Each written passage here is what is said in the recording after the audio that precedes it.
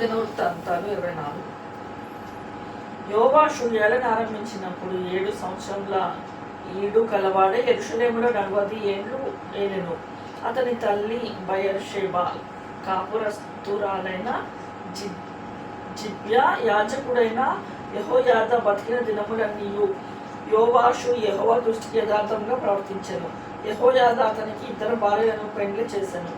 అతడు కుమారులను కుమార్తెలను కనెను. అంతటా యెహోవా మందిరమును బాగు చేయవలెనని యోవాషునకు తాత్పర్యము పుట్టెను. కనుక అతడు యాజకులను లేవీయులను సమకూర్చి, మీరు యూదా పట్టణములకు పోయి మీ దేవుని మందిరము బాగు చేయుటకై ఇజ్రాయేలు అందరి యొద్ద నుండి ధనమును ఏటేటా సమకూర్చును. ఈ కార్యము మీరు త్వరపెట్టవలెనని వారికి ఆజ్ఞ ఇచ్చెను. వారు దానిని త్వరగా చేయకపోయినందున రాజు ప్రధాన యాజకుడగు యెహోయాదాను పిలిచి ఆ దుర్మార్గులైన అతలియా కుమారులు దేవుని మందిరమును పాడు చేసి యెహోవా మందిర సంబంధమైన ప్రతిష్టోపకరణములన్నిటినీ బయలుదేవత పూజకు ఉపయోగించి సాక్ష్యపు గుడారము బాగు చేయుటకై యూదాలో ఉండియు యెరూషలేములో ఉండియు ఇశ్రాయేలు సమాజకుల చేత యెహోవా సేవకుడైన మోషే నిర్ణయించిన కానుకను లేవీయులతో నీవెందుకు చెప్పి తెప్పించలేదని అడిగాను. కాబట్టి రాజు ఆజ్ఞించి చెప్పిన వారు ఒక పెట్టెను చేయించి యెహోవా మందిర ద్వారము బయట ఉంచిరి. మరియు దేవుని సేవకుడైన మోషే అరణ్యమందు ఇశ్రాయేలుకు నిర్ణయించిన కానుకను యెహోవా యొద్దకు జనులు తేవలెనని యూదాలోను యెరూషలేములోను వారు చాటించిరి. కాగా అధిపతులందరూ జనులందరూ సంతోషంగా కానుకలు తీసుకుని వచ్చి చాలినంత మట్టుకు పెట్టెలో వేసిరి. లేవీయులు ఆ పెట్టెను రాజు విమర్శించు స్థలమునకు తెచ్చుచూ వచ్చిరి. ఇందులో ద్రవ్యము విస్తారంగా ఉన్నట్లు కనపడినప్పుడెల్లా రాజు యొక్క ప్రధాన మంత్రియు ప్రధాన యాజకుడు నియమించిన పై విచారణకర్తయు వచ్చి పెట్టెలో ఉన్న ద్రవ్యమును తీసి యథాస్థానమందు దానిని ఉంచుచూ వచ్చిరి.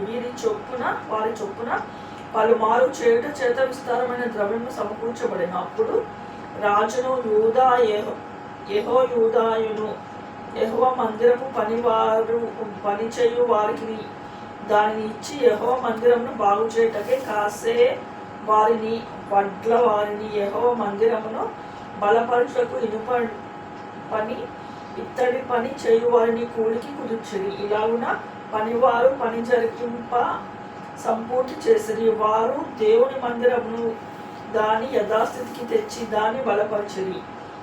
అది స్థిరమైన తరువాత మిగిలిన ద్రవ్యమును రాజునొద్దను యెహోయాదా యొద్దకును తీసుకొని రాగా వారు దాని చేత యెహోవా మందిరపు సేవయందు ఉపయోగపడినట్లును దహన బలులను అర్పించుట ఎందును ఉపయోగపడినట్లుగా ఉపకరణములను గరిటెలను వెండి బంగారముల ఉపకరణములను చేయించిరి. యెహోయాదాయున్న కొన్ని దినములు యెహోవా మందిరములో దహన బలులు నిత్యము అర్పించబడెను. యెహోయాదా దినములు గడిచిన వృద్ధుడై చనిపోయెను. అతడు చనిపోయినప్పుడు 130 ఏండ్లవాడు. అతడు ఇశ్రాయేలులో దేవుని దృష్టికి తన ఇంటి వారి దృష్టికి మంచివాడే ప్రవర్తించను. కనుక జనులు దావీదు పట్టణమందు రాజుల దగ్గర అతని పాతిపెట్టిరి. యెహోయాదా చనిపోయిన తరువాత యూదాధిపతులు వచ్చి రాజునకు నమస్కరింపగా రాజు వారి మాటను సమ్మతించెను. జనులు తమ పితరుల దేవుడైన యెహోవా మందిరమును విడిచి దేవతా స్తంభములకు విగ్రహములకు పూజ చేసిరి. వారు చేసిన ఈ అపరాధము నిమిత్తము యూదా వారి మీదకి యెరూషలేము కాపురస్తుల మీదకి కోపం వచ్చెను.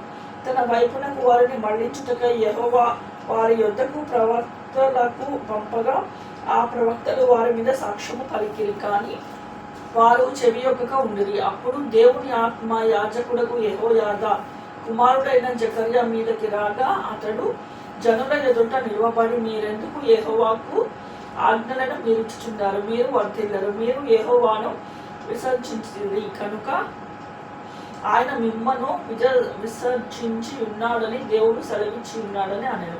అందుకు వారు అతని మీద కుట్ర చేసి రాజు మాటను బట్టి యెహోవా మందిరపు ఆవరణ లోపల రాళ్లు రువ్వి అతని చావగొట్టిరి. ఈ ప్రకారము రాజైన యోవాషు జకర్యా తండ్రి అయిన యెహోయాద తనకు చేసిన ఉపకారమును మరచిన వాడే అతని కుమారుని చంపించెను.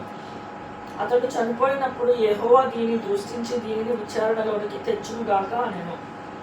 ఆ సంవత్సరాంతము యందు సిరియా సైన్యము యోవాషు మీదికి వచ్చెను. వారు యూదా దేశము మీదికిని యెరూషలేము మీదికిని వచ్చి శేషము లేకుండా జనుల అధిపతులందరినీ హతము చేసి తాము పట్టుకొనిన కొల్ల సొమ్మంతయు దమస్కు రాజు నొద్దకు పంపిరి.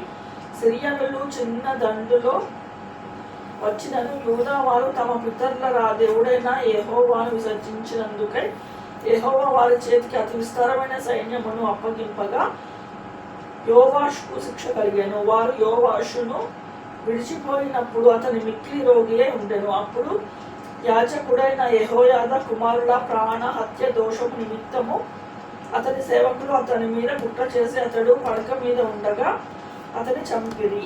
అతడు చనిపోయిన తరువాత జనులు దావీదు పట్టణమందు అతన్ని పాతి పెట్టిరి, కానీ రాజుల సమాధులలో అతన్ని పాతి పెట్టలేదు. అతని మీద కుట్ర చేసిన వారు అమోనీయులైన షిమ్మాతు కుమారుడగు జాబాదు, మోయబూరాలైన షిమ్మీతు కుమారుడగు యెహోజాబాదు అనువారు. అతని కుమారులను గూర్చి అతని మీద చెప్పబడిన అనేకమైన దేవోక్తులను గూర్చి అతడు దేవుని మందిరమును బాగు చేయటం గూర్చి రాజుల సంకీర్త గ్రంథంలో రాయబడి ఉన్నది. అతనికి బదులుగా అతని కుమారుడైన అమత్య రాజాయను.